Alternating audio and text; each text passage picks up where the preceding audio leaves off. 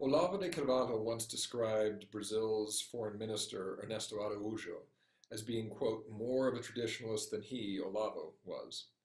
And there are plenty of indications of that. There are plenty of indications that Ernesto Araújo is not only familiar with traditionalism, but he admires it. And not only admires it, but he has attempted to let it shape his worldview. And not only that, but that he is attempting to coordinate and bring in other people who also share that basic perspective.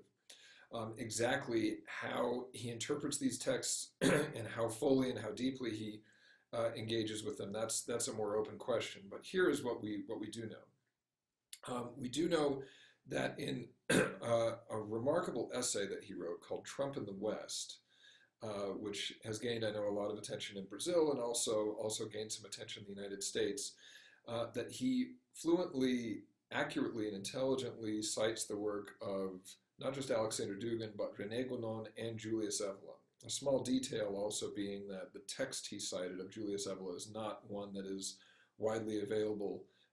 It's not even available in the marginal circles where we typically find Julius Evola's text. Instead, it is produced by an underground publisher called Arctos that I describe in the book, and which is most definitely affiliated with and in the channels of far-right traditionalism.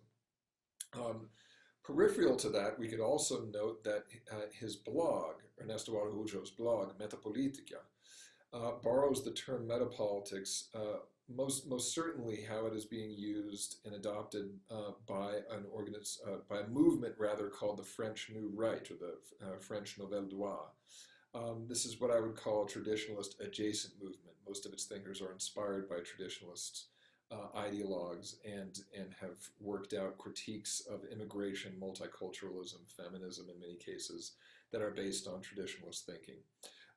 Ernesto's use of that term, along with all the other citations, certainly attests to his connection with a body in a milieu of ideological thought surrounding traditionalism and far outside of the mainstream for conservative thinkers.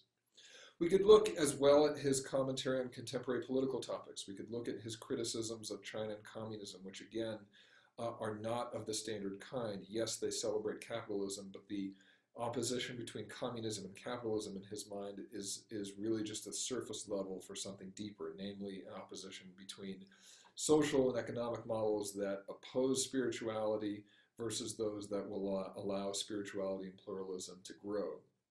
The fact that China is a purveyor not only in his mind of communist materialism, but also of mass homogenization and globalism, certainly puts him in the ideological sphere of these political traditionalists who I've studied.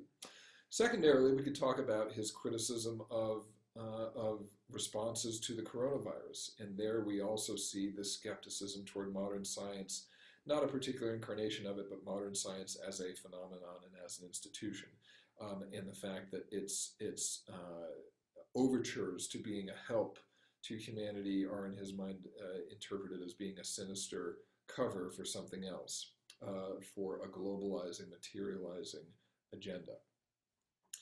So we see all that. In other words, we see familiarity with, sometimes celebration of, skill in interpreting traditionalist thinkers. We see that his accounts and understanding and analyses of global politics and global contemporary issues seem to be colored by traditionalist thought.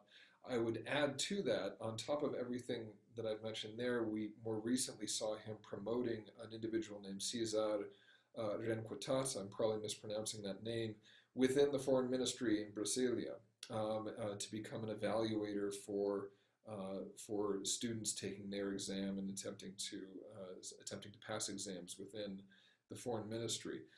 That figure, Cesar Renquetat, is not just a scholar of Julius Evola, not just a casual reader, but I would say a full disciple, a full enthusiast. And it certainly makes me think that Ernesto Araújo is more, as Olavo de Carvalho said, more than just a casual aficionado of traditionalism, but instead somebody who with inspiration and agenda behind his reading of Julius Evola and René Gonon.